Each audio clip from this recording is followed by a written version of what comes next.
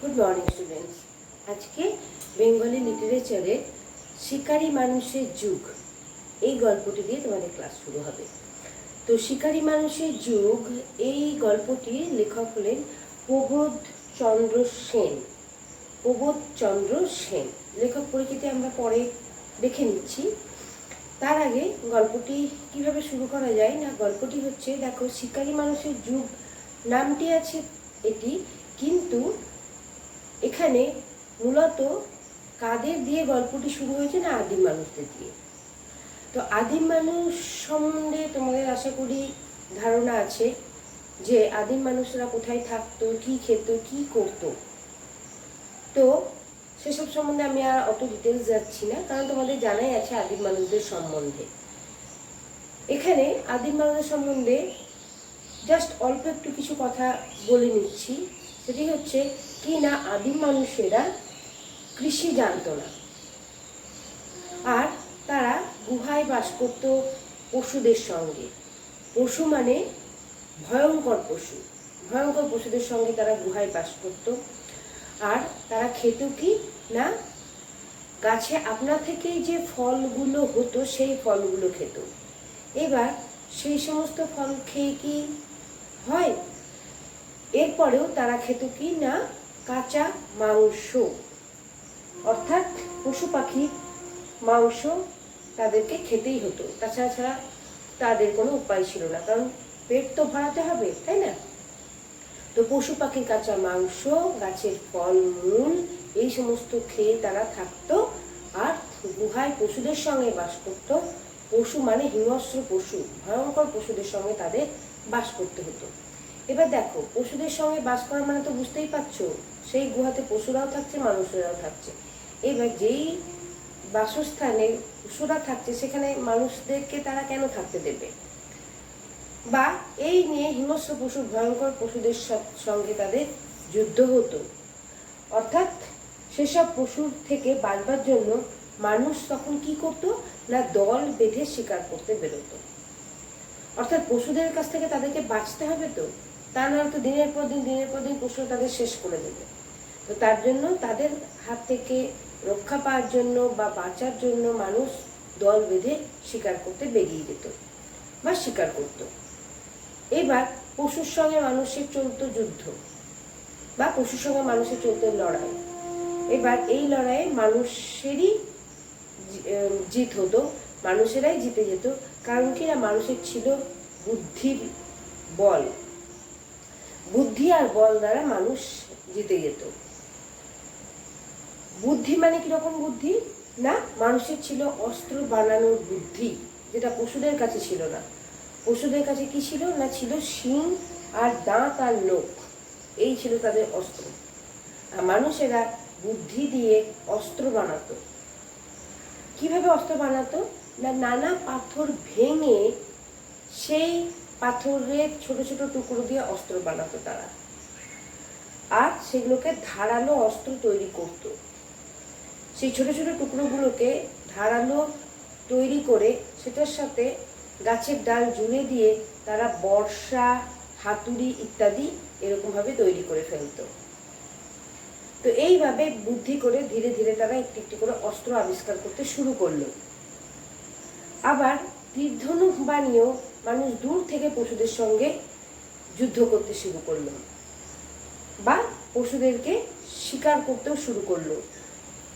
এর ফলে পশুদের আর জিতবার কোনো সম্ভাবনাই থাকতো না, কারণ দূর থেকে যখন মানুষ শিকার করতে শুরু করতো তখন পশুদের তো যুদ্ধ করার জন্য কাছে যেতে হবে, পশুরা তার দূর থেকে কিছু করতে পারবে না। তো সাধারণত এক্ষেত্রে পশুদের আর জিতবার কোনো সম্ভাবনা থাকতো না, মানুষেরই জিত হতো। পশুদের শিং বা হাড় দিয়েও মানুষ শক্ত এবং ধারালো অস্ত্র বানাতো। যেসব পশুদের শিকার করা হয়ে যেত সেই সব পশুদের শিং, হাড় এইগুলো দিয়ে তারা অস্ত্র বানাতে শুরু করলো। আবার শীত থেকে বাঁচবার জন্য মানুষ কি শুরু করলো না, নিজেদেরকে বাঁচতে হবে, তো তাই নিজেদেরকে বাঁচানোর বিভিন্ন উপায় বের করলো। সেগুলি কি ছিল না, যেসব মৃত পশুগুলি থাকতো তাদের কাছে, সেসব পশু হাড় শিং দিয়ে সুচ বানাতে শুরু করলো। সূচ অর্থাৎ যেগুলো দিয়ে আমরা সেলাই করি, কাপড় থেকে একটা একটা করে ড্রেসের আকারে নিয়ে আসি। তো সেই সূচ দিয়ে কি করতো, তারা কি কাপড় পেয়েছিল? তারা তো কাপড় পায়নি। তো সেই পশুর হাড় বা শিং দিয়ে সূচ বানাতো এবং সেই পশুরই চামড়াগুলোকে নিয়ে সেগুলোকে পরপর করে সেলাই করে একটা একটা করে সেলাই করে নিজেদের পোশাক পরিচ্ছদ তৈরি করতো। পোশাক মানে কি সেই আমাদের মতো উন্নত মানের পোশাক? তা নয়, জাস্ট কোনো রকমে পশুর চামড়া দিয়ে তারা কোনো রকমে বানাতো। এইভাবে তারা পোশাক পরতে এবং বানাতে শুরু করলো চামড়া সেলাই করে। এই সময়ে আবার তাদের সবচেয়ে একটি বড় আবিষ্কার হলো কি না, আগুনের আবিষ্কার। এই সমস্ত ছোটখাটো আবিষ্কার করতে করতে একটি বড় আবিষ্কার তারা করে ফেললো, সেটি ছিল আগুনের আবিষ্কার। এইবার আগুন আবিষ্কারের ফলে কি হলো, লাভটা কি হলো না, আগুন আবিষ্কারের ফলে তারা যে পশু পাখির কাঁচা মাংসগুলো খেতে শুরু করেছিল, আগুন আবিষ্কারের ফলে সেগুলোকে ঝলসিয়ে অর্থাৎ আগুনের ওপরে কোনো মতে রেখে একটু জাস্ট ঝলসিয়ে তারপরে তারা খেতে শুরু করলো। তাহলে দেখো ধীরে ধীরে ধীরে ধীরে তারা কোথায় ছিল আর কত উন্নত মানের জীবনযাত্রায় তারা এসে পৌঁছলো। আস্তে আস্তে আস্তে আস্তে ধাপে ধাপে তারা উন্নতি করতে শুরু করলো। তো প্রথমে কাঁচা মাংস খাচ্ছিল, এরপর ঝলসিয়ে খেতে শুরু করলো। এখন থেকে তাদের আর মাংস ঝলসিয়ে খাওয়া শুরু হয়ে গেল। এইবার আগুন জেলে আর কি তারা করতে শুরু করলো না, আগুন আবিষ্কারের ফলে তাদের আর কি লাভ হলো না, শীত ঠেকাবার এবং ভয়ঙ্কর পশুদের তাড়াবার সুবিধেও হলো। শীত ঠেকাবার অর্থাৎ শীত পড়লে আমরা কি হয়, একটু আগুন খুঁজি বা একটু হাত পা সেঁকে নিলে ভালো হয়, এরকম ফিলিংসটা আমাদের মধ্যে আসে। তো আদিম মানুষরাই তাই করলো যে শীতকে ঠেকাবার জন্য, শীত থেকে বাঁচবার জন্য তারা আগুনের ব্যবহার করতে শুরু করে দিল। আর ব্যবহার মানে কেউই হাত পা সেঁকে জাস্ট হাত পাগুলোকে গরম রাখা, এক। দুই হচ্ছে আবার ভয়ঙ্কর পশুদের তাড়াবার সুবিধেও হলো। ধরো ভয়ঙ্কর পশুরা তাদের দিকে তো সবসময় ধেয়ে আসতো, তো সেই সমস্ত ভয়ঙ্কর পশুদের তাড়াবার সুবিধে হলো আগুনের ব্যবহারের ফলে। অর্থাৎ আগুন যদি জ্বালানো থাকতো তখন পশুরা কি হয়, আগুন টাগুন দেখে তারা ভয়ে সেই দিকে এগোই না। তো আগুন আবিষ্কারের ফলে ভয়ঙ্কর পশুরা আর তাদের দিকে আর এগোলো না, তারা অটোমেটিক্যালি নিজে থেকেই সেই জায়গা থেকে চলে যেত। তার ফলে কি হলো, আদিম মানুষদের সুবিধে হলো, অর্থাৎ এই আগুন দেখে পশুদেরকে তাড়ানোর সুবিধাটা হলো। আর কি সুবিধে হলো না, কাঁচা মাংস ঝলসিয়ে খাওয়া শুরু হলো। আর এরপরে যেটা হলো যে সে সময় গুহায় বাস করত পশু পাখি শিকার করে মাছ ধরে জীবন ধারণ করত। কারা করতো না, আদিম মানুষেরা। গুহায় 1 নম্বর বাস করতো, 2 নম্বর পশু পাখি শিকার করে মাছ ধরে তাদের জীবনযাত্রা এইভাবে চলছিল। এই সময়টাকে বলা হচ্ছে কি না, প্রস্তর যুগ অর্থাৎ পাথরের যুগ। তাই তোমাদের প্রশ্ন হতে পারে পাথরের যুগ কাকে বলে? তাহলে কি বলবে না, গুহায় বাস করতে এবং পশু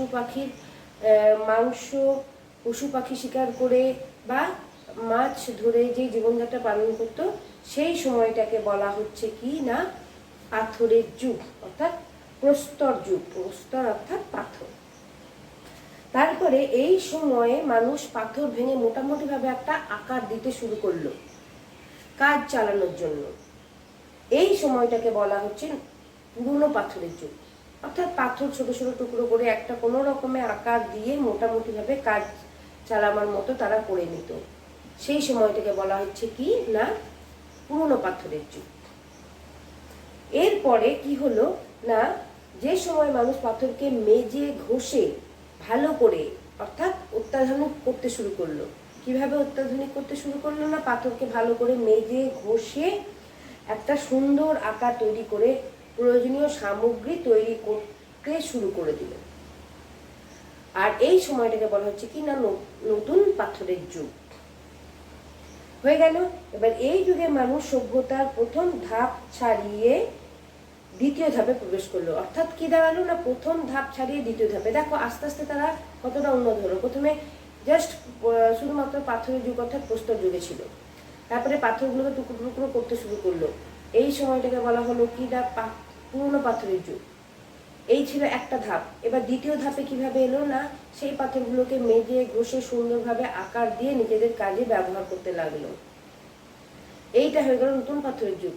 তাহলে প্রথম ধাপ থেকে দ্বিতীয় ধাপে তারা আস্তে আস্তে সুন্দরভাবে তারা এগিয়ে এলো এবং তাদের উন্নতিও ঘটলো। মানুষ তখন চাষবাস করতে শিখে নতুন যুগের সূত্রপাত করলো। তাহলে এই সমস্ত করার পরে তারা প্রথমেই দেখো, আমাদের প্রথম লাইনটা ছিল যে তারা কৃষি জানতো না, চাষবাস জানতো না। এত সব উন্নতি করার পরে তারপরে এবার তারা ধীরে ধীরে কি করলো না, চাষবাস করতে শুরু করলো। চাষবাস শুরু করায় নতুন যুগের সূত্রপাত তারা করলো। অর্থাৎ একটা যুগ থেকে আর একটা যুগে তারা এসে দাঁড়ালো। এইভাবে তারা ধীরে ধীরে উন্নত হয়ে উঠল এবং সভ্যতার উন্নতি ঘটল আর বিভিন্ন ধরনের জিনিসও আবিষ্কার করলো। তাহলে আদি মানুষেরা কোথায় ছিল আর কোথায় এসে পৌঁছলো। তো উন্নতির যে একটা একটা করে ধাপ পেরিয়ে আসছে, এর থেকে আমরা বুঝতেই পারছি একটা একটা করে ঘটনা, কত কিছু তারা আবিষ্কার করে ফেললো। তো এই হয়ে গেল তোমাদের শিকারী মানুষের যুগ। শিকারী মানুষের যুগের গল্পটি আজকে শেষ হয়ে গেল। এইবার আমরা চলে যাব লেখক পরিচিতি। আর প্রশ্নগুলির মধ্যে তোমাদের কি কি প্রশ্ন করতে হবে, কি করতে হবে না, সেটাই আমি তোমাদের বলে দিচ্ছি। আর কিছু হোমওয়ার্কও তোমাদের থাকবে, ঠিক আছে?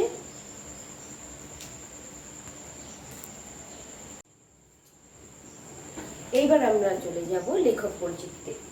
লেখক পরিচিতি অর্থাৎ প্রবোধচন্দ্র সেন। প্রবোধচন্দ্র সেনকে একদিকে যেমন বলা হয় বিখ্যাত ছন্দ বিশারদ, সেরকম তিনি ছিলেন অন্যদিকে ঐতিহাসিক, আবার রবীন্দ্র বিশেষজ্ঞ। তো একদিকে তেমন তিনি ছিলেন রবীন্দ্র বিশেষজ্ঞ, অন্যদিকে ছিলেন তিনি ছন্দ বিশারদ, আবার ঐতিহাসিকও। জন্ম কুমিয়ার মণিয়ন্দ গ্রামে। আর ছন্দগুরু রবীন্দ্রনাথ ছন্দ জিজ্ঞাসা এছাড়া প্রচুর তিনি বই, বিখ্যাত গ্রন্থ লিখেছেন। বাংলা ছন্দের বিবর্তন ও তার ইতিহাসে তিনি দীর্ঘকাল গবেষণা চালান। বাংলা ছন্দ, বাংলায় যে ছন্দ আছে সেই ছন্দের বিবর্তন এবং তার ইতিহাস বিষয়ে তিনি দীর্ঘকাল ধরে গবেষণা চালিয়েছিলেন। বেশ কিছু বিজ্ঞানসম্মত তিনি রচনাও লিখেছেন। তোমরা প্রবোধচন্দ্র সেনের যদি কিছু রচনা পড়ে থাকো তাহলে দেখবে যে বিজ্ঞানসম্মত রচনাও তার কিছু আছে। এই হলো লেখক পরিচিতি। এরপর আমরা চলে যাব শব্দার্থ। শব্দার্থ অর্থাৎ আদিম, আদিম যা আদি যুগের। কৃষি অর্থাৎ চাষ, ঠেকানো অর্থাৎ আটকানো, প্রস্তর অর্থাৎ পাথর, গুহা অর্থাৎ পাথরের গায়ে আপনা থেকে তৈরি হওয়া বিশাল গর্ত। নিজে থেকে যে বিশাল গর্ত তৈরি হয়ে যায় পাথরের মধ্যে, সেইটিকে বলা হয় গুহা। সামগ্রী অর্থাৎ জিনিস, সূত্রপাত অর্থাৎ শুরু, সম্ভাবনা অর্থাৎ হতে পারে এরকম একটা বোধ, আবিষ্কার কোনো কিছু প্রথমে খুঁজে বার করা বা বানানো। যেমন আদিম মানুষেরা অনেক কিছু আবিষ্কার করেছেন, সেটিকে বলা হচ্ছে আবিষ্কার, অর্থাৎ খুঁজে বের করে সেটাকে বানানো বা তৈরি করা। এরপরে দেখো পুরনো পাথরের যুগ। পুরনো পাথরের যুগ বা কি কাকে বলে সেটি তোমরা পড়ে নেবে। এরপর আমরা চলে যাবো প্রশ্ন উত্তরে। একটি বাক্য, দুটি বাক্য, এগুলো তো তোমাদের করতেই হবে। আর যেটি তোমাদের করতে হবে না, তোমরা 47 নম্বর পাতায় চলে এসো। 47 নম্বর পাতায় চলে এসে পড়তে হবে মোটামুটি সবই এখানে, শুধুমাত্র পরপর সাজাও, পরপর সাজাও, এইটা তোমাদের হোমওয়ার্ক থাকবে। করতে হবে না, এই পেজে সবটাই করতে হবে, কিছু এখান থেকে বাদ দেওয়ার নেই। পরপর সাজাও, এটা তোমাদের হোমওয়ার্ক থাকবে 47 নম্বর পাতা। আর বাকি যা আছে এগুলো মোটামুটি ভাবে আমি পাঠাতে থাকবো। আর এই হলো 47 নম্বর পাতার একটি মাত্র হোমওয়ার্ক তোমাদের আমি দিলাম, যেটা হচ্ছে পরপর সাজাও। এরপরে তোমরা চলে যাও 39 নম্বর পাতায়। 39 নম্বর পাতায় দুটি জিনিস বা একটি জিনিস তোমাদের পড়তে হবে না, সেটি হচ্ছে 39 নম্বর পাতায় একদম শেষের দিকে দেখো বর্ণ বিশ্লেষণ। অর্থাৎ একটি হোমওয়ার্ক তোমাদের আমি দিয়েছিলাম, তোমার সবচেয়ে প্রিয় মানুষটিকে, তার উপরে একটি আছে দেখো বর্ণ বিশ্লেষণ করো। এইটা তোমাদের করতে হবে না, বর্ণ বিশ্লেষণটা এখানে একটা ক্রস দিয়ে দাও, করতে হবে না। ঠিক আছে। আর এখান থেকে আর দুটি হোমওয়ার্ক তোমাদের থাকবে, যেটা হচ্ছে শব্দার্থগুলির অর্থ লেখো। শব্দার্থের অর্থ তো এগুলো তোমরা অলরেডি জানোই, পাশে এখানে দেওয়াই আছে গল্পের পরে। এই যে শব্দার্থ, এই শব্দার্থ থেকে এগুলো তোমরা পড়ে নেবে, গিয়ে পড়বে। হয়ে গেল। আর কি থাকবে? বাক্য রচনা। বাক্য রচনা, বাক্য রচনা করো, এটাও তোমাদের হোমওয়ার্ক থাকবে। তাহলে এই যে হোমওয়ার্কগুলো দিলাম সেগুলো তোমরা তোমার স্কুলের কপিতে অতি অবশ্যই করে নেবে। আর বর্ণ বিশ্লেষণ তোমাদের করবার কোনো প্রয়োজন নেই, ঠিক আছে। আর যদি শব্দার্থ করতে পারছো সেটাও ভালো, আর যদি না করতে পারছো তাহলে আমি তোমাদের সেটা পাঠিয়ে দেবো। কিন্তু মেনলি বাক্য রচনা আর পরের যে গল্পটি আমি পড়ালাম তোমাদের, শিকারী মানুষের যুগ পরপর সাজাও, এই দুটি হোমওয়ার্ক তোমাদের কিন্তু করতে হবে। ওকে, তাহলে আশা করি সবটাই ক্লিয়ার হলো। হোমওয়ার্ক রইল তোমাদের। আর পরের দিন যেটা লাইভ ক্লাস হবে, সেই লাইভ ক্লাসে আমরা আমাদের এই প্রশ্নোত্তরগুলো নিয়ে আলোচনা করবো। ওকে, তাহলে আজকে আমাদের ক্লাস এখানেই কমপ্লিট হলো।